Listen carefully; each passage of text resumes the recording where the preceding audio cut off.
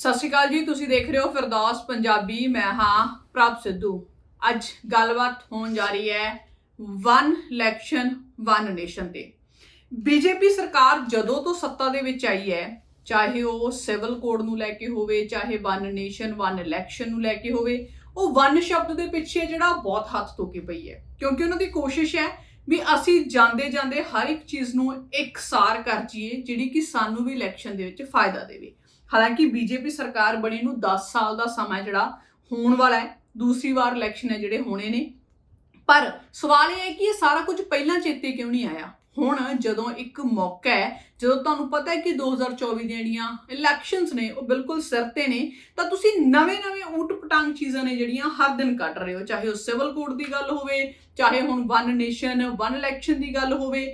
ਪਰ ਸਵਾਲ ਸਭ ਤੋਂ ਵੱਡਾ ਇਹ ਉੱਠਦਾ ਹੈ, ਜਿੱਥੇ ਸਾਡੀ ਭਾਸ਼ਾ ਇੱਕ ਨਹੀਂ, ਜਿੱਥੇ ਸਾਡਾ ਧਰਮ ਇੱਕ ਨਹੀਂ, ਜਿੱਥੇ ਸਾਡਾ ਭੂਗੋਲਿਕ ਖੇਤਰ ਇੱਕ ਨਹੀਂ, ਜਿੱਥੇ ਬਹੁਤ ਸਾਰੀਆਂ ਚੀਜ਼ਾਂ ਨੇ, ਹਾਲਾਂਕਿ ਸਾਡੀ ਆਰਥਿਕ ਸਥਿਤੀ ਵੀ ਪੂਰੇ ਦੇਸ਼ ਦੀ ਇੱਕੋ ਜਿਹੀ ਨਹੀਂ, ਅਲੱਗ-ਅਲੱਗ ਸਟੇਟਾਂ ਦੀ ਅਲੱਗ-ਅਲੱਗ ਹੈ।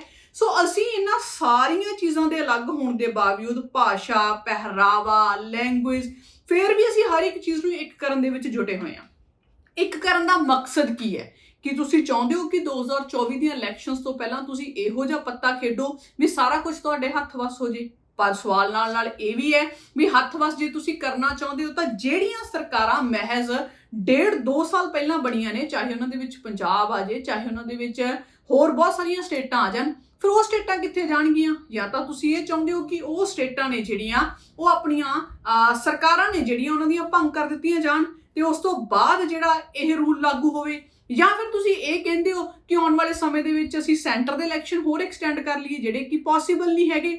ਪਰ ਇਹਦੇ ਨਾਲ ਜਿਹਨੂੰ ਪ੍ਰੈਕਟੀਕਲ ਰੂਪ ਦੇ ਵਿੱਚ ਵੇਖੀਏ, ਤੁਸੀਂ ਇਹ ਦੇਖੋ ਵੀ ਰਾਸ਼ਟਰਪਤੀ ਰਾਜ ਦੀ ਗੱਲ ਚੱਲਦੀ ਹੈ, ਬੜੀ ਵਾਰੀ ਗੱਲ ਉੱਠੀ ਹੈ, ਪੰਜਾਬ ਦੇ ਵਿੱਚ ਵੀ ਗੱਲ ਉੱਠੀ ਹੈ, ਗਵਰਨਰ ਹੋਣਾ ਵੱਲੋਂ ਵੀ ਕਿਹਾ ਜਾਂਦਾ ਹੈ ਕਿ ਰਾਸ਼ਟਰਪਤੀ ਸ਼ਾਸਨ ਹੈ ਜਿਹੜਾ ਉਹ ਲਾ ਦਿੱਤਾ ਜਾਵੇਗਾ।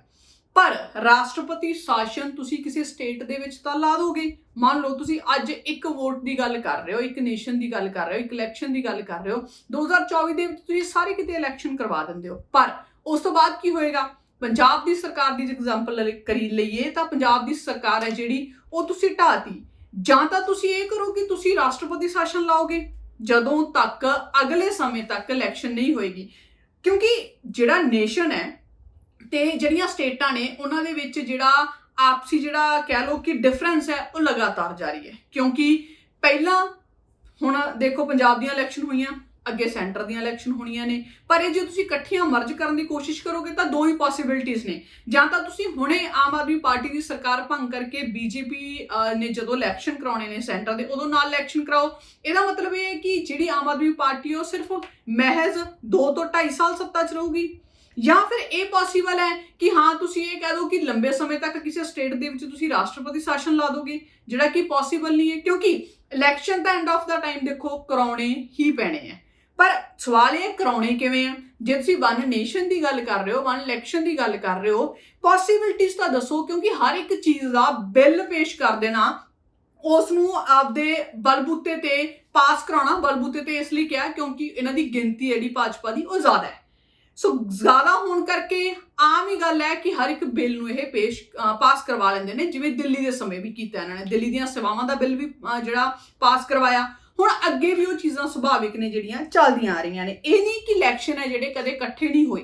1947 ਦੀ ਵੰਡ ਤੋਂ ਬਾਅਦ ਜਦੋਂ 52 ਦੇ ਵਿੱਚ ਪਹਿਲੀ ਵਾਰੀ ਇਲੈਕਸ਼ਨ ਹੋਣੇ ਸ਼ੁਰੂ ਹੋਏ ਸੀ ਤਾਂ ਉਦੋਂ ਇਹ ਸਾਰੇ ਇਕੱਠੇ ਹੀ ਸੀ। ਵਨ ਇਲੈਕਸ਼ਨ ਵਨ ਨੇਸ਼ਨ ਦੀ ਪਾਲਿਸੀ ਹੀ ਸੀ। ਪਰ ਤੁਸੀਂ ਕਮ ਸੇ ਕਮ ਇਹ ਸੋਚਣ ਦੀ ਤਾਂ ਕੋਸ਼ਿਸ਼ ਕਰੋ ਵੀ ਤੁਸੀਂ ਜੇ ਹੁਣ ਉਹਨੂੰ ਇੰਪਲੀਮੈਂਟ ਦੁਬਾਰਾ ਕਰ ਰਹੇ ਹੋ ਤਾਂ ਪਹਿਲਾਂ ਸਕਸੈਸਫੁਲ ਕਿਉਂ ਨਹੀਂ ਹੋਇਆ? ਪਹਿਲਾਂ ਸਕਸੈਸਫੁਲ ਹੋਣ ਦੇ ਕੀ, ਅਨਸਕਸੈਸਫੁਲ ਹੋਣ ਦੇ ਕਾਰਨ ਕੀ ਰਹੇ ਨੇ? ਕਿਉਂਕਿ ਸ਼ੁਰੂ ਤਾਂ ਇਕੱਠੇ ਹੀ ਕੀਤਾ ਗਿਆ ਸੀਗਾ। ਕਿਉਂ? ਕਿਉਂਕਿ ਹਰ ਸਮੇਂ ਟਾਈਮ ਟੂ ਟਾਈਮ, ਸਮੇਂ ਤੇ ਅਜਿਹੀਆਂ ਚੀਜ਼ਾਂ ਹੁੰਦੀਆਂ ਨੇ ਕਿ ਬਹੁਤ ਸਾਰੀਆਂ ਸਟੇਟਾਂ ਦੀਆਂ ਜਿਹੜੀਆਂ ਸੀਟਾਂ ਨੇਗੀਆਂ ਜਾਂ ਕਹਿ ਲਓ ਸਰਕਾਰਾਂ ਨੇ ਉਹ ਭੰਗ ਕਰ ਦਿੱਤੀਆਂ ਜਾਂਦੀਆਂ ਨੇ, ਕਿਉਂਕਿ ਸਿਚੁਏਸ਼ਨ ਇਹੋ ਜਿਹੀ ਕਈ ਵਾਰੀ ਪੈਦਾ ਹੋ ਜਾਂਦੀ ਹੈ ਕਿ ਸਟੇਟਾਂ ਦੀਆਂ ਸਰਕਾਰਾਂ ਭੰਗ ਕਰਕੇ ਉੱਥੇ ਰਾਸ਼ਟਰਪਤੀ ਸ਼ਾਸਨ ਲਾਉਣਾ ਪੈਂਦਾ ਹੈ। ਤੇ ਇਹਦਾ ਮਤਲਬ ਇਹ ਹੈ ਕਿ ਜੇ ਇਹ ਚੀਜ਼ ਕਿਸੇ ਵੀ ਸੂਬੇ ਦੇ ਵਿੱਚ ਦੁਬਾਰਾ ਹੁੰਦੀ ਹੈ ਤਾਂ ਜਿਹੜੀ ਇਲੈਕਸ਼ਨ ਨੇ ਉਹ ਤਾਂ ਫਿਰ ਅੱਗੇ ਪਿੱਛੇ ਹੋ ਗਏ। ਜਾਂ ਤਾਂ ਫਿਰ ਤੁਸੀਂ ਐਂ ਕਹੋ ਵੀ ਤੁਸੀਂ ਇੱਕ ਸਟੇਟ ਦੇ ਪਿੱਛੇ ਬਾਕੀ ਸਾਰੀਆਂ ਸਟੇਟਾਂ ਦੀਆਂ ਜਿਹੜੇ ਗਵਰਨਮੈਂਟ ਨੇ ਉਹਨਾਂ ਨੂੰ ਭੰਗ ਕਰੋਗੇ ਤੇ ਨਾਲ ਸੈਂਟਰ ਦੀ ਸਰਕਾਰ ਵੀ ਦੁਬਾਰਾ ਇਲੈਕਸ਼ਨ ਕਰਾਓਗੇ। ਇਹ ਤਾਂ ਪੋਸੀਬਲ ਨਹੀਂ ਹੈ, ਇੰਨਾ ਤਾਂ ਹੋ ਨਹੀਂ ਸਕਦਾ। ਪੋਸੀਬਿਲਿਟੀ ਤਾਂ ਇਹੀ ਹੈ ਮਹਿਜ਼ ਕਿ ਤੁਸੀਂ ਜਿਵੇਂ ਚੱਲਦੇ ਹੋ ਉਵੇਂ ਚੱਲੋ, ਸਟੇਟਾਂ ਨੂੰ ਆਪਣੇ ਹਿਸਾਬ ਨਾਲ ਚੱਲਣ ਦਿਓ, ਤੁਸੀਂ ਆਪਣੇ ਹਿਸਾਬ ਨਾਲ ਚੱਲੋ। ਪਰ ਚਲੋ ਇੱਕ ਟਾਈਮ ਲਈ ਮੰਨ ਲਓ ਵੀ ਤੁਸੀਂ ਇਕੱਠੇ ਕਰਾਉਣ ਦੀ ਵੀ ਕੋਸ਼ਿਸ਼ ਕਰ ਰਹੇ ਹੋ, ਕੀ ਤੁਸੀਂ ਇੰਨਾ ਤਾਮਾ ਝਾਮਾ ਜਿਹੜਾ ਸਾਰਾ ਕੀ ਉਹਨੂੰ ਕ੍ਰੀਏਟ ਕਰ ਲੋਗੇ? ਕੀ ਤੁਸੀਂ ਇੱਕ ਸਮੇਂ ਦੇ ਵਿੱਚ ਇਲੈਕਸ਼ਨ ਕਰਾ ਸਕਦੇ ਹੋ? ਇੱਕ ਸਟੇਟ ਦੇ, ਜਿਹੜੀਆਂ ਸਟੇਟਾਂ ਵੱਡੀਆਂ ਨੇ ਉਹਨਾਂ ਦੀ ਗੱਲ ਕਰਦੇ ਹਾਂ ਅੱਜ ਆਪਾਂ, ਇੱਕ ਵੱਡੀ ਸਟੇਟ ਹੈ ਜਿਹੜੀ, ਉਸ ਵੱਡੀ ਸਟੇਟ ਦੇ ਇਲੈਕਸ਼ਨ ਇਹ ਗੇੜ ਦੇ ਵਿੱਚ ਕਰਾਉਂਦੇ ਨੇ। ਪਹਿਲੇ ਗੇੜ ਦੀਆਂ ਚੋਣਾਂ ਤੁਸੀਂ ਅਕਸਰ ਸੁਣਿਆ ਹੋਣਾ, ਅੱਜ ਦੂਜੇ ਗੇੜ ਦੀਆਂ ਚੋਣਾਂ, ਕੁਝ ਦਿਨਾਂ ਬਾਅਦ ਤੀਜੇ ਗੇੜ ਦੀਆਂ ਚੋਣਾਂ। ਤੁਸੀਂ ਸੋਚੋ ਵੀ ਜਦੋਂ ਆਪਾਂ ਇੱਕ ਸਟੇਟ ਦੇ ਇਲੈਕਸ਼ਨ ਇੱਕੋ ਸਮੇਂ ਦੇ ਵਿੱਚ ਨਹੀਂ ਕਰਵਾ ਸਕਦੇ ਤਾਂ ਸਾਰੀਆਂ ਸਟੇਟਾਂ ਪਲੱਸ ਸੈਂਟਰ ਸਾਰੇ ਇਲੈਕਸ਼ਨ ਆਪਾਂ ਕਿਵੇਂ ਕਰਵਾ ਲਾਂਗੇ? ਇਹਦਾ ਮਤਲਬ ਇਹਦੇ ਲਈ ਉਨਾ ਵੱਡਾ ਅਮਲਾ ਚਾਹੀਦਾ, ਓਨੇ ਜ਼ਿਆਦਾ ਤੁਹਾਨੂੰ ਇੰਪਲੋਇਜ਼ ਚਾਹੀਦੇ ਆ, ਓਨੇ ਵੱਡੇ ਪੱਧਰ ਤੇ ਤੁਹਾਨੂੰ ਈਵੀਐਮ ਮਸ਼ੀਨਾਂ ਚਾਹੀਦੀਆਂ। ਪਰ ਇਹ ਸਾਰਾ ਕੁਝ ਇਕੱਠਾ ਆਊਗਾ ਕਿਵੇਂ? ਮੈਨੇਜ ਤਾਂ ਇੱਕ ਸਟੇਟ ਨਹੀਂ ਹੁੰਦੀ ਇੱਕ ਟਾਈਮ ਦੇ ਵਿੱਚ। ਤੁਸੀਂ ਸਾਰੀਆਂ ਚੀਜ਼ਾਂ ਨੂੰ ਮੈਨੇਜ ਆ ਜਿਹੜਾ ਉਹ ਕਿਵੇਂ ਕਰ ਲੋਗੇ? ਕਿਉਂਕਿ ਬਹੁਤ ਵੱਡੀ ਗੱਲ ਹੈ। ਦੂਜੇ ਪਾਸੇ ਗੱਲ ਜੰਮੂ ਕਸ਼ਮੀਰ ਦੀ ਵੀ ਚੱਲ ਰਹੀ ਹੈ। ਜੰਮੂ ਕਸ਼ਮੀਰ ਦੇ ਇਲੈਕਸ਼ਨ ਦੇ ਲਈ ਵੀ ਸੁਪਰੀਮ ਕੋਰਟ ਦੇ ਵਿੱਚ ਜਿਹੜਾ ਇਹ ਸੈਂਟਰ ਸਰਕਾਰ ਹੈ ਉਹ ਪਹੁੰਚੀ ਹੋਈ ਹੈ, ਜਵਾਬਦੇਹੀ ਕਰਨੀ ਪੈ ਰਹੀ ਹੈ। ਹਾਲਾਂਕਿ ਉੱਥੇ ਕਿਹਾ ਜਾ ਰਿਹਾ ਹੈ ਕਿ ਇੱਕ ਵਾਰੀ ਟੈਂਪਰੇਰੀ ਜਿਹੜਾ ਤਰੀਕਾ ਹੈ ਉਹ ਉਹਨੂੰ ਯੂਟੀ ਡਿਕਲੇਅਰ ਕਰਨਾ ਸੀ, ਪਰ ਇਹਦਾ ਪਰਮਾਨੈਂਟ ਸੋਲੂਸ਼ਨ ਹੈ ਕਿ ਅਸੀਂ ਉਹਨੂੰ ਅਲੱਗ ਸੂਬਾ ਜਿਹੜਾ ਉਹ ਕਰਾਰ ਦੇਵਾਂਗੇ। ਪਰ ਅਲੱਗ ਸੂਬਾ ਕਦੋਂ ਕਰਾਰ ਦੇਵਾਂਗੇ ਇਹਦਾ ਮਤਲਬ ਅਸੀਂ ਇਸ ਚੀਜ਼ ਦੀ ਵੀ ਵੇਟ ਕਰ ਰਹੇ ਹਾਂ ਵੀ ਅਗਲੀ ਵਾਰੀ ਸਾਡੀ ਸਰਕਾਰ ਬਣੇ, ਇਹ ਚੀਜ਼ਾਂ ਅਸੀਂ ਉਦੋਂ ਕਰਾਂਗੇ। ਪਰ ਅਜਿਹੀਆਂ ਚੀਜ਼ਾਂ ਵਾਜਬ ਨੇ ਕਿ ਜਦੋਂ ਵੀ ਪੰਜਾਬ ਆਪਣਾ ਸੈਂਟਰ ਦੇ ਇਲੈਕਸ਼ਨ ਆਉਂਦੇ ਨੇ ਉਸ ਤੋਂ ਪਹਿਲਾਂ ਬੀਜੇਪੀ ਹਮੇਸ਼ਾ ਹੀ ਕੋਈ ਇਸ ਤਰ੍ਹਾਂ ਦਾ ਪੱਤਾ ਖੇਡਦੀ ਹੈ ਕਿ ਉਹਨਾਂ ਨੂੰ ਕੋਸ਼ਿਸ਼ ਹੁੰਦੀ ਹੈ ਵੀ ਅਸੀਂ ਕਿਸੇ ਨਾ ਕਿਸੇ ਤਰੀਕੇ ਜਿੱਥੇ ਅਸੀਂ ਨਹੀਂ ਵੀ ਉੱਥੇ ਵੀ ਅਸੀਂ ਪੈਰ ਜਮਾ ਲਈਏ। ਇਸ ਸਮੇਂ ਲਗਭਗ 18 ਸੂਬਿਆਂ ਦੇ ਵਿੱਚ ਬੀਜੇਪੀ ਦੀ ਜਿਹੜੀ ਸਰਕਾਰ ਹੈ ਤੇ ਕਈ ਥਾਵਾਂ ਤੇ ਉਹ ਆਪਣੇ ਸਪੋਰਟ ਦੇ ਵਿੱਚ ਵੀ ਖੜੇ ਨੇ ਸਰਕਾਰ ਦੇ। ਜਦੋਂ ਐਡੇ ਵੱਡੇ ਪੱਧਰ ਤੇ ਤਾਮਾ ਝਾਮਾ ਹੈਗਾ, ਇੰਨੇ ਵੱਡੇ ਪੱਧਰ ਤੇ ਆ ਕੇ ਆਪਣਾ ਢਿੱਡ ਨਹੀਂ ਭਰਿਆ, ਜਿਹਨੂੰ ਪੰਜਾਬੀ ਚ ਕਹਿੰਦੇ ਅਸੀਂ ਨਹੀਂ ਰੱਜੇ, ਫਿਰ ਜੇ ਇੱਕ ਇਲੈਕਸ਼ਨ ਕਰਾ ਕੇ ਤੁਹਾਨੂੰ ਐ ਲੱਗਦਾ ਹੈ ਕਿ ਇੱਕ ਨੇਸ਼ਨ ਇੱਕ ਇਲੈਕਸ਼ਨ ਕਰਾ ਕੇ ਅਸੀਂ ਸਾਰੇ ਦੇਸ਼ ਤੇ ਇਕੱਠਾ ਕਬਜ਼ਾ ਕਰ ਲਾਂਗੇ, ਤਾਂ ਤੁਸੀਂ ਇਹ ਵੀ ਬਹੁਤ ਵੱਡੇ ਵਹਿਮ ਚੋਂ ਪੋਸੀਬਲ ਨਹੀਂ ਹੈ। ਕਿਉਂਕਿ ਕਿਤੇ ਨਾ ਕਿਤੇ ਜਦੋਂ ਛੋਟੇ ਪੱਧਰ ਤੋਂ ਜਿਹੜੀਆਂ ਚੀਜ਼ਾਂ ਸ਼ੁਰੂ ਹੁੰਦੀਆਂ ਨੇ ਉਹਨਾਂ ਨੇ ਸੈਂਟਰ ਤੱਕ ਪਹੁੰਚਣਾ। ਸੋ ਇਹਨਾਂ ਨੂੰ ਵੀ ਕਿਤੇ ਨਾ ਕਿਤੇ ਡਰ ਹੈ ਇਸ ਚੀਜ਼ ਦਾ ਵੀ ਅੱਜ ਜੇ ਸਾਡੀ ਸੂਬਿਆਂ ਦੇ ਵਿੱਚ ਗਿਣਤੀ ਘਟਣੀ ਸ਼ੁਰੂ ਹੋ ਗਈ ਤਾਂ ਕਿਤੇ ਸਾਡਾ ਸੈਂਟਰ ਦੇ ਵਿੱਚੋਂ ਅਸੀਂ ਖੁੱਸ ਨਾ ਜਾਈਏ। ਸੋ ਖੁੱਸਣ ਦੇ ਡਰੋਂ ਹੀ ਇੱਕ ਟੈਕਨੀਕ ਹੈ ਜਿਹੜੀ ਉਹ ਅਪਣਾਈ ਜਾ ਰਹੀ ਹੈ, ਜਿਹੜੀ ਕਿ ਪੋਸੀਬਲ ਫਿਲਹਾਲ ਤਾਂ ਬਿਲਕੁਲ ਹੈ ਜਿਹੜੀ ਉਹ ਨਹੀਂ ਜਾ ਰਹੀ। 5 ਸੂਬਿਆਂ ਦੇ ਇਲੈਕਸ਼ਨ ਹਾਲਾਂਕਿ ਆਉਣ ਵਾਲੇ ਸਮੇਂ ਦੇ ਵਿੱਚ ਵੀ ਨੇ, ਕਿਉਂਕਿ ਬਹੁਤ ਜਿੱਥੇ ਸੈਂਟਰ ਦੇ ਨੇ ਉੱਥੇ ਹਰਿਆਣਾ ਦੇ ਵਿੱਚ ਵੀ ਹੋ ਗਏ, ਹੋਰ ਬਹੁਤ ਸਾਰੀਆਂ ਸਟੇਟਾਂ ਨੇ, 5 ਸਟੇਟਾਂ ਟੋਟਲ ਨੇ ਜਿਨ੍ਹਾਂ ਦੇ ਆਉਣ ਵਾਲੇ 2-4 ਮਹੀਨਿਆਂ ਦੇ 6 ਮਹੀਨਿਆਂ ਦੇ ਵਿੱਚ ਇਲੈਕਸ਼ਨ ਨੇ। ਇਹਦਾ ਮਤਲਬ ਜਾਂ ਤਾਂ ਤੁਸੀਂ ਇਹ ਚਾਹ ਰਹੇ ਹੋ ਕਿ ਅਸੀਂ ਉਹਨਾਂ ਇਲੈਕਸ਼ਨਸ ਨੂੰ ਨਾਲ ਕਰਾ ਲਈਏ, ਕਮ ਸੇ ਕਮ ਉਹ 5 ਸੂਬੇ ਨੇ ਜਿਹੜੇ ਉਹ ਤਾਂ ਅਸੀਂ ਆਪਦੇ ਹੱਥ ਥੱਲੇ ਕਰੀਏ।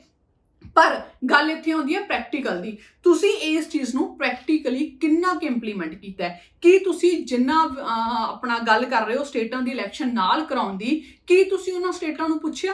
ਕੀ ਤੁਸੀਂ ਸਟੇਟਾਂ ਦੀਆਂ ਸਰਕਾਰਾਂ ਦੇ ਨਾਲ ਬਹਿ ਕੇ ਗੱਲਬਾਤ ਕਰਨ ਦੇ ਲਈ ਤਿਆਰ ਹੋ, ਜਾਂ ਫਿਰ ਤੁਸੀਂ ਸਿਰਫ ਇੱਕ ਬਿੱਲ ਹੈ ਜਿਹੜਾ ਉਹ ਰੱਖੋਗੇ, ਮਤਾ ਪਾਓਗੇ, ਆਪਦੀ ਪਾਵਰ ਦੇ ਨਾਲ ਪਾਸ ਕਰੋਗੇ ਤੇ ਤੁਸੀਂ ਧੱਕੇ ਨਾਲ ਇੰਪਲੀਮੈਂਟ ਕਰ ਦੋਗੇ?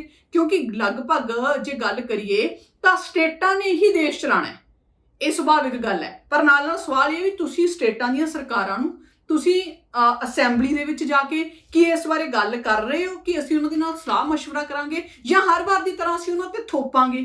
ਪਰ ਇੱਥੇ ਗੱਲ ਜਿਹੜੀ ਥੋਪਣ ਵਾਲੀ ਹੈ ਉਹ ਜ਼ਿਆਦਾ ਜਾਪਦੀ ਹੈ।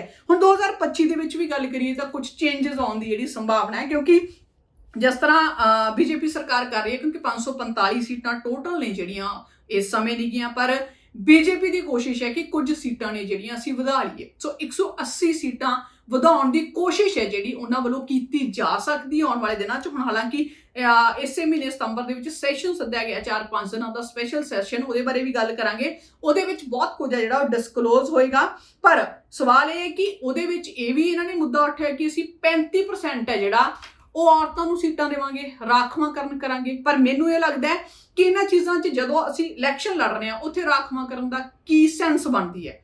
ਉੱਥੇ ਜਿਹੜਾ ਇੱਕ ਕੈਂਡੀਡੇਟ ਹੈ, ਵਾਜਬ ਕੈਂਡੀਡੇਟ ਹੈ, ਇੱਕ ਵਧੀਆ ਕੈਂਡੀਡੇਟ ਹੈ, ਤੁਸੀਂ ਉਹਨੂੰ ਖੜਾ ਕਰੋ, ਚਾਹੇ ਉਹ ਮੇਲ ਹੋਵੇ ਚਾਹੇ ਫੀਮੇਲ, ਇਸ ਚੀਜ਼ ਨਾਲ ਤਾਂ ਫਰਕ ਨਹੀਂ ਪੈਣਾ ਚਾਹੀਦਾ। ਪਰ ਨਹੀਂ, ਅਸੀਂ ਜਿਹੜੀ ਰਾਜਨੀਤੀ ਕਰਨੀ ਹੈ ਅਸੀਂ ਔਰਤਾਂ ਤੇ, ਅਸੀਂ ਐਸੀ ਕੋਟੇ ਨੂੰ ਲੈ ਕੇ ਅਸੀਂ ਉਹਨਾਂ ਚੀਜ਼ਾਂ ਤੇ ਰਾਜਨੀਤੀ ਕਰਾਂਗੇ। ਕਿਉਂਕਿ ਅੱਜ ਇਸ ਚੀਜ਼ ਦਾ ਵਿਰੋਧ ਜੇ ਕੋਈ ਵੀ ਪਾਰਟੀ ਕਰਦੀ ਹੈ ਕਿ 35% ਹੈ ਜਿਹੜਾ ਔਰਤਾਂ ਨੂੰ ਨਹੀਂ ਮਿਲਣਾ ਚਾਹੀਦਾ, ਤਾਂ ਉਹ ਪਾਰਟੀ ਹੈ ਜਿਹੜੀ ਇੱਥੇ ਮਾੜੀ ਬਣ ਜੂਗੀ। ਕਿਉਂਕਿ ਲੋਕਾਂ ਨੇ ਸੁਭਾਵਿਕ ਗੱਲ ਹੈ ਕਿ ਲੋਕ ਉਹਨੂੰ ਮਾੜਾ ਕਹਿਣਗੇ ਕਿ ਤਾਂ ਚਾਹੁੰਦੇ ਨਹੀਂ ਔਰਤਾਂ ਅੱਗੇ ਆਉਣ, ਪਰ ਇੱਥੇ ਗੱਲ ਔਰਤਾਂ ਜਾਂ ਮਰਦਾਂ ਦੇ ਅੱਗੇ ਆਉਣ ਦੀ ਨਹੀਂ ਹੈ, ਇੱਥੇ ਗੱਲ ਦੇਸ਼ ਦੀ ਹੈ, ਇੱਥੇ ਇਲੈਕਸ਼ਨ ਦੀ ਹੈ, ਇੱਥੇ ਜੋ ਹੱਕ ਖੋਏ ਜਾ ਰਹੇ ਨੇ ਗੱਲ ਉਹਨਾਂ ਦੀ ਚੱਲ ਰਹੀ ਹੈ। ਪਰ ਫਿਲਹਾਲ ਕਿਤੇ ਨਾ ਕਿਤੇ ਇਹ ਲੱਗ ਰਿਹਾ ਹੈ ਕਿ ਬੀਜੇਪੀ ਸਰਕਾਰ ਹੈ ਜਿਹੜੀ ਉਹ ਡਰੀ ਹੋਈ ਹੈ, ਉਹਨਾਂ ਦਾ ਡਰ ਹੈ ਜਿਹੜਾ ਉਹ ਸ਼ਰੇਆਮ ਦਿਖ ਰਿਹਾ ਕਿ ਕਿਸ ਤਰ੍ਹਾਂ ਅਸੀਂ ਵਨ ਨੇਸ਼ਨ ਤੇ ਵਨ ਇਲੈਕਸ਼ਨ ਦੇ ਜ਼ਰੀਏ ਬਹੁਤ ਸਾਰੇ ਸੂਬਿਆਂ ਤੇ ਜਿਨ੍ਹਾਂ ਦੇ ਵਿੱਚ ਹਜੇ ਸਮਾਂ ਘੱਟ ਹੋਇਆ ਸਰਕਾਰ ਨੂੰ, ਅਸੀਂ ਉਹਨਾਂ ਦੇ ਉੱਪਰ ਕਬਜ਼ਾ ਕਰ ਲਈਏ।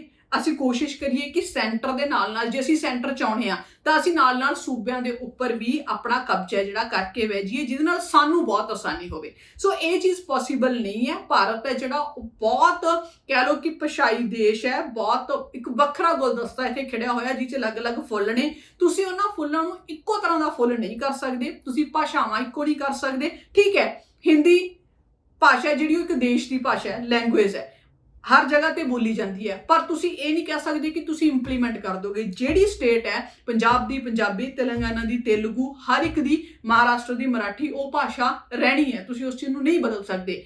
ਉਦੋਂ ਦੂਜੇ ਪਾਸੇ ਗੱਲ INDIA ਦੀ ਕਰੀਏ, ਜਿਹਨੂੰ ਕਿ ਇੰਡੀਆ ਵੀ ਕਿਹਾ ਜਾ ਸਕਦਾ, ਜਿਹੜੀ ਪਾਰਟੀ ਹੈ ਜਿਹੜਾ ਕਿ ਗੱਠਜੋੜ ਹੋਇਆ ਹੈ, ਕਿਤੇ ਨਾ ਕਿਤੇ ਇਹ ਵੀ ਜਾਪ ਰਿਹਾ ਕਿ ਉਹਨਾਂ ਦੇ ਗੱਠਜੋੜ ਤੋਂ ਵੀ ਮੋਦੀ ਸਰਕਾਰ ਹੈ ਜਿਹੜੀ ਉਹ ਕਾਫੀ ਜਿਹੜੀ ਡਰੀ ਹੋਈ ਮਹਿਸੂਸ ਹੋ ਰਹੀ ਹੈ। ਡਰੀ ਹੋਈ ਵਰਡ ਇਸ ਕਰਕੇ ਵਰਤ ਰਹੇ ਆ ਇੱਥੇ ਕਿਉਂਕਿ ਬਹੁਤ ਸਾਰੀਆਂ ਚੀਜ਼ਾਂ ਨੇ ਜਿਹੜੀਆਂ ਉਹ ਜਦੋਂ ਤੋਂ ਗੱਠਜੋੜ ਹੋਇਆ ਹੈ ਉਦੋਂ ਤੋਂ ਬਾਹਰ ਆ ਰਹੀਆਂ ਨੇਗੀਆਂ। ਬਹੁਤ ਸਾਰੀਆਂ ਚੀਜ਼ਾਂ ਨੇ ਜਿਹੜੀਆਂ ਬੀਜੇਪੀ ਦੇ ਵੱਲੋਂ ਲਗਾਤਾਰ ਕੀਤੀਆਂ ਜਾ ਰਹੀਆਂ। ਬੜੇ ਬਿੱਲ ਨੇ ਜਿਹੜੇ ਧੱਕੇ ਨਾਲ ਪੇਸ਼ ਕੀਤੇ ਜਾ ਰਹੇ ਨੇ, ਉਹਨਾਂ ਨੂੰ ਪਾਸ ਕਰਵਾਉਣ ਦੀ ਕੋਸ਼ਿਸ਼ ਕੀਤੀ ਜਾ ਰਹੀ ਹੈ। ਘਬਰਾਹਟ ਹੈ ਜਿਹੜੀ ਕਿਤੇ ਨਾ ਕਿਤੇ ਹੁਣੇ ਬੀਜੇਪੀ ਦੇ ਵਿੱਚ ਹੋਣੀ ਹੈ, ਜਿਹੜੀ ਉਹ ਇੰਡੀਆ ਦੇ ਡਰੋਂ ਸ਼ੁਰੂ ਹੋ ਗਈ ਹੈ। ਪਰ ਸਵਾਲ ਇਹ ਵੀ ਹੈ ਕਿ INDIA ਵਾਲਾ ਜਿਹੜਾ ਇੰਡੀਆ ਹੈ ਉਹ ਆਉਣ ਵਾਲੇ ਸਮੇਂ ਦੇ ਵਿੱਚ ਕੀ ਕਰਦਾ ਹੈ, ਕਿਉਂਕਿ ਇਹ ਬਹੁਤ ਵੱਡਾ ਸਵਾਲ ਹੈ। ਇਕੱਠੇ ਹੋਣਾ ਬਹੁਤ ਸੌਖਾ ਹੈ, ਇਕੱਠੇ ਰਹਿਣਾ ਬਹੁਤ ਔਖਾ ਹੈ, ਕਿਉਂਕਿ ਹਜੇ ਸੀਟਾਂ ਦੀ ਵੰਡ ਹੋਣੀ ਹੈ। ਸੀਟਾਂ ਦੀ ਵੰਡ ਤੋਂ ਬਾਅਦ ਫਿਰ ਇਲੈਕਸ਼ਨ ਲੜੇ ਜਾਣੇ ਆ, ਫਿਰ ਕਿਹਦੇ ਕੋਲੇ ਕਿੰਨੀਆਂ ਸੀਟਾਂ ਆਉਂਦੀਆਂ ਤੇ ਫਿਰ ਇਕੱਠੇ ਵੀ ਰਹਿਣਾ, ਇਹ ਬਹੁਤ ਵੱਡੀ ਗੱਲ ਹੈ। ਸੋ ਸਾਰੀਆਂ ਪਾਰਟੀਆਂ ਕਿਤੇ ਨਾ ਕਿਤੇ ਅਕਸ ਬਚਾਉਣ ਦੇ ਲਈ ਇਕੱਠੀਆਂ ਜ਼ਰੂਰ ਹੋਈਆਂ ਨੇ, ਪਰ ਇਹਨਾਂ ਨੂੰ ਇਕੱਠੇ ਹੈ ਜਿਹੜਾ ਉਹ ਜ਼ਰੂਰ ਰਹਿਣਾ ਪੈਣਾ ਹੈ, ਕਿਉਂਕਿ ਮੋਦੀ ਸਰਕਾਰ ਹੈ ਜਿਹੜੀ ਉਹ ਲਗਾਤਾਰ 10 ਸਾਲ ਤੋਂ ਰਾਜ ਕਰ ਰਹੀ ਹੈ। ਤਾਂ ਬਾਕੀ ਪਾਰਟੀਆਂ ਨੂੰ ਵੀ ਕਿਤੇ ਨਾ ਕਿਤੇ ਲੱਗਦਾ ਹੈ ਕਿ ਜੇ ਇਸ ਵਾਰ ਵੀ ਬੀਜੇਪੀ ਸਰਕਾਰ ਹੈ ਜਿਹੜੀ ਉਹ ਆ ਗਈ ਤਾਂ ਆਉਣ ਵਾਲੇ ਸਮੇਂ ਦੇ ਵਿੱਚ ਸਾਡਾ ਬਿਲਕੁਲ ਇਹ ਕਹਿ ਲਓ ਕਿ ਅਸੀਂ ਗਾਇਬ ਹੋ ਜਾਵਾਂਗੇ, ਅਸੀਂ ਦਿਖਣੋਂ ਵੀ ਹਟ ਜਾਵਾਂਗੇ। ਸੋ ਇੱਕ ਸਮਾਂ ਹੈ ਕਿ ਤੁਹਾਨੂੰ ਹੁਣ ਇਕੱਠੇ ਹੋ ਕੇ ਲੜਨਾ ਪੈਣਾ, ਇਸ ਲਈ ਪਾਰਟੀਆਂ ਇਕੱਠੀਆਂ ਹੋਈਆਂ। ਉਹਨਾਂ ਦੇ ਡਰੋਂ ਬੀਜੇਪੀ ਦੇ ਪੈਰ ਵੀ ਜਿਹੜੇ ਕਿਤੇ ਨਾ ਕਿਤੇ ਖਿਸਕਦੇ ਨੇ, ਜਿਹੜੇ ਉਹ ਜ਼ਰੂਰ ਦਿਖਾਈ ਦੇ ਰਹੇ ਨੇ। ਪਰ ਗੱਲ ਕਰਦੇ ਹਾਂ ਸੈਸ਼ਨ ਦੀ, ਜਿਸ ਤਰ੍ਹਾਂ ਬੀਜੇਪੀ ਨੇ ਸੈਸ਼ਨ ਬੁਲਾਉਣਾ, ਸਪੈਸ਼ਲ ਸੈਸ਼ਨ ਹੈ ਸਤੰਬਰ ਮਹੀਨੇ ਦੇ ਵਿੱਚ ਸੱਦਿਆ ਜਾ ਰਿਹਾ। ਇਹੋ ਜਿਹੇ ਬਿੱਲ ਜਿਹੜੇ ਕਿ ਬਹੁਤ ਖਾਸ ਹੁੰਦੇ ਨੇ, ਵਨ ਨੇਸ਼ਨ ਵਾਲਾ ਲਾ ਲਓ, ਚਾਹੇ ਉਸ ਤੋਂ ਪਹਿਲਾਂ ਸਿਵਲ ਕੋਡ ਦੀ ਗੱਲ ਕਰੀਏ, ਚਾਹੇ ਦਿੱਲੀ ਸੇਵਾਵਾਂ ਬਿੱਲ ਦੀ ਗੱਲ ਕਰੀਏ, ਹਰ ਸਮੇਂ ਇੱਕ ਵੱਖਰਾ ਸੈਸ਼ਨ ਕਿਉਂ ਸੱਦਣਾ ਪੈਂਦਾ ਹੈ? ਕਿਉਂ ਇੰਨੇ ਜ਼ਿਆਦਾ ਅਟੈਂਸ਼ਨ ਸੀਕਰ ਆ ਜਿਹੜੇ ਉਹ ਬਣੇ ਹੋਏ ਆ? ਕਿਉਂ ਨਾ ਅਸੀਂ ਇਹਨਾਂ ਚੀਜ਼ਾਂ ਨੂੰ ਉਹਨਾਂ ਸੈਸ਼ਨਾਂ ਦੇ ਵਿੱਚ ਕਰੀਏ ਜਿਹੜੇ 2 ਸੈਸ਼ਨ ਅਸੀਂ ਕਰਵਾਉਂਦੇ ਆ, ਜਾਂ ਵੈਸੇ ਤੁਸੀਂ ਖਰਚਾ ਕਰਕੇ ਸੈਸ਼ਨ ਸੱਦ ਲਏ। ਕਿਉਂਕਿ ਇੱਕ ਸੈਸ਼ਨ ਸੱਦਣ ਤੇ ਬਹੁਤ ਜ਼ਿਆਦਾ ਖਰਚਾ ਜਿਹੜਾ ਉਹ ਆਉਂਦਾ ਹੈ, ਪਰ ਇਹਨਾਂ ਖਰਚ ਨੂੰ ਹੁਣ ਤੁਸੀਂ ਇੱਕ ਹੋਰ ਸੈਸ਼ਨ ਸੱਦ ਲਿਆ, ਇਹਦੇ ਤੇ ਜਿਹੜਾ ਖਰਚਾ ਹੋ ਰਿਹਾ, ਇਲੈਕਸ਼ਨ ਤੇ ਜਿਹੜਾ ਖਰਚਾ ਹੋ ਰਿਹਾ, ਉਹ ਤਾਂ ਤੁਹਾਨੂੰ ਦਿਖਾਈ ਦੇ ਰਿਹਾ ਕਿ ਇੰਨਾ ਸੈਕਸ਼ਨ ਜਿਹੜਾ ਖਰਚਾ ਜਿਹੜਾ ਸੈਸ਼ਨ ਤੇ ਇਲੈਕਸ਼ਨ ਤੇ 5 ਸਾਲ ਬਾਅਦ ਹੁੰਦਾ ਹੈ। ਪਰ ਕੀ ਤੁਹਾਨੂੰ ਇਹ ਨਹੀਂ ਦਿਖ ਰਿਹਾ ਕਿ ਜਿਹੜੇ ਤੁਸੀਂ ਵੱਖਰੇ ਸੈਸ਼ਨ ਸੱਦਦੇ ਹੋ ਥੋੜੇ ਸਮੇਂ ਬਾਅਦ, ਉਹ ਕਿੰਨੇ ਜ਼ਿਆਦਾ ਖਰਚੀਲੇ ਨੇ, ਕਿੰਨਾ ਵੱਡਾ ਖਰਚਾ ਜਿਹੜਾ ਉਹਨਾਂ ਸੈਸ਼ਨਾਂ ਦਾ ਆਉਂਦਾ ਹੈਗਾ? ਇਸ ਚੀਜ਼ ਨੂੰ ਸਮਝਣ ਦੀ ਕੋਸ਼ਿਸ਼ ਹੈ ਜਿਹੜੀ ਉਹ ਬੀਜੇਪੀ ਨਹੀਂ ਕਰੂਗੀ। ਪਤਾ ਉਹਨਾਂ ਨੂੰ ਸਭ ਹੈ, ਪਰ ਕਰੂਗੀ ਨਹੀਂ, ਕਿਉਂਕਿ ਉਹਨਾਂ ਦੀ ਜੇਬ ਚੋਂ ਪੈਸਾ ਜਿਹੜਾ ਉਹ ਨਹੀਂ ਨਿਕਲ ਰਿਹਾ। ਉਧਰੋਂ ਸੁਖਬੀਰ ਬਾਦਲ ਨੇ ਜਿਹੜੇ ਉਹ ਅੱਜ ਬੜੇ ਖੁਸ਼ ਦਿਖਾਈ ਦਿੱਤੇ, ਉਹਨਾਂ ਨੇ ਵੀ ਇਹਦਾ ਸਮਰਥਨ ਕੀਤਾ ਵਨ ਨੇਸ਼ਨ ਵਨ ਇਲੈਕਸ਼ਨ ਦਾ, ਕਿਉਂਕਿ ਪਿਛਲੇ ਕੁਝ ਸਮੇਂ ਤੋਂ ਇਹ ਦੇਖਿਆ ਜਾ ਰਿਹਾ ਕਿ ਬੀਜੇਪੀ ਦੀਆਂ ਜਿਹੜੀਆਂ ਸਟੇਟਮੈਂਟਾਂ ਆਉਂਦੀਆਂ ਨੇ, ਜਿੱਥੇ ਅਕਾਲੀ ਦਲ ਉਹਨੂੰ ਆਰਗਿਊ ਨਹੀਂ ਕਰਦਾ ਤਾਂ ਉੱਥੇ ਹੀ ਸਮਰਥਨ ਵੀ ਕਰਦਾ ਦਿਖਾਈ ਦਿੰਦਾ ਕਿਤੇ ਨਾ ਕਿਤੇ। ਫਿਰ ਤੁਸੀਂ ਦੂਜੇ ਪਾਸੇ ਕਹਿ ਦਿੰਦੇ ਹੋ ਕਿ ਨਹੀਂ ਜੀ ਅਸੀਂ ਭਾਈਵਾਲੀ ਹੈ ਜਿਹੜੀ ਉਹ ਨਹੀਂ ਕਰਨੀ ਬੀਜੇਪੀ ਦੇ ਨਾਲ। ਜੇ ਤੁਸੀਂ ਭਾਈਵਾਲੀ ਨਹੀਂ ਕਰਨੀ ਤਾਂ ਇਹੋ ਜਿਹੜੀਆਂ ਸਟੇਟਮੈਂਟਾਂ ਨੇ ਜਿਹੜੀਆਂ ਬਿਲਕੁਲ ਗਲਤ ਨੇ, ਫਿਰ ਤੁਸੀਂ ਉਸ ਸਟੇਟਮੈਂਟਾਂ ਦੇ ਨਾਲ ਬੀਜੇਪੀ ਦੇ ਹੱਕ ਦੇ ਵਿੱਚ ਜਾ ਕੇ ਜਿਹੜੇ ਉਹ ਕਿਉਂ ਖੜਦੇ ਹੋ? ਕਿ ਹੁਣ ਪੰਚਾਇਤੀ ਇਲੈਕਸ਼ਨ ਨੇ, ਪੰਜਾਬ ਦੇ ਵਿੱਚ ਪੰਚਾਇਤੀ ਇਲੈਕਸ਼ਨ ਹੋਣੇ ਨੇ, ਪੰਚਾਇਤੀ ਇਲੈਕਸ਼ਨ ਤੇ ਇੱਕ ਸਟੇਟ ਦੇ ਇਲੈਕਸ਼ਨ ਇਕੱਠੇ ਹੋਣ ਵਾਜਬ ਵੀ ਨੇ, ਕਿਤੇ ਨਾ ਕਿਤੇ ਚਲੋ ਪੋਸੀਬਿਲਿਟੀ ਵੀ ਹੈ, ਮੰਨ ਲੈਂਦੇ ਆ।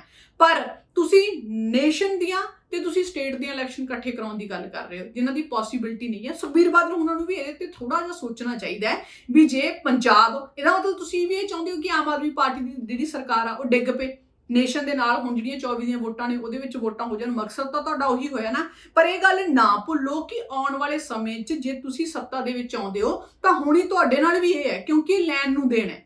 ਸੋ ਕਿਤੇ ਨਾ ਕਿਤੇ ਇਹੋ ਜਿਹੀਆਂ ਜਿਹੜੀਆਂ ਚੀਜ਼ਾਂ ਨੇ ਬੀਜੇਪੀ ਸਰਕਾਰ ਦੇ ਵੱਲੋਂ ਥੋਪੀਆਂ ਜਾ ਰਹੀਆਂ ਨੇ, ਲਗਾਤਾਰ ਥੋਪੀਆਂ ਜਾ ਰਹੀਆਂ ਨੇ। ਇਹਨਾਂ ਚੀਜ਼ਾਂ ਨੂੰ ਸਾਨੂੰ ਵੀ ਫਾਈਂਡ ਆਊਟ ਕਰਨ ਦੀ ਬਹੁਤ ਜ਼ਰੂਰਤ ਹੈ, ਰੈਦਰ ਦੈਨ ਕਿ ਅਸੀਂ ਹਰ ਇੱਕ ਚੀਜ਼ ਨੂੰ ਦੇਖੀਏ ਕਿ ਕਿਸ ਤਰ੍ਹਾਂ ਹੋ ਰਹੀ ਹੈ, ਚਲੋ ਚੱਲੀ ਜਾਣ ਦਿਓ। ਸਾਨੂੰ ਬਹੁਤ ਜ਼ਰੂਰੀ ਹੈ ਅਸੀਂ ਇਹਨਾਂ ਬਾਰੇ ਪੜ੍ਹੀਏ, ਅਸੀਂ ਇਹਨਾਂ ਬਾਰੇ ਲਿਖੀਏ, ਅਸੀਂ ਦੇਖੀਏ ਕਿ ਜੇ ਹੁੰਦਾ ਤਾਂ ਉਹਦੇ ਨੁਕਸਾਨ ਕੀ ਨੇ, ਫਾਇਦੇ ਕੀ ਨੇ, ਜੇ ਨਹੀਂ ਹੁੰਦਾ ਤਾਂ ਉਹਦੇ ਕੀ ਨੁਕਸਾਨ ਫਾਇਦੇ ਨੇ। ਇਹਨਾਂ ਚੀਜ਼ਾਂ ਨੂੰ ਜ਼ਰੂਰ ਹੈ ਜਿਹੜਾ ਫਾਈਂਡ ਆਊਟ ਕਰੋ। ਸੋ ਤੁਸੀਂ ਇਸ ਪ੍ਰੋਗਰਾਮ ਦੀ ਜਿਹੜੀ ਰਾਏ ਹੈ, ਫੀਡਬੈਕ ਹੈ, ਉਹ ਕਮੈਂਟ ਬਾਕਸ ਦੇ ਜ਼ਰੀਏ ਸਾਡੇ ਨਾਲ ਸਾਂਝੀ ਹੈ ਜਿਹੜੀ ਉਹ ਜ਼ਰੂਰ ਕਰੋ। ਹੁਣ ਸਾਨੂੰ ਦਿਓ ਇਜਾਜ਼ਤ, ਧੰਨਵਾਦ।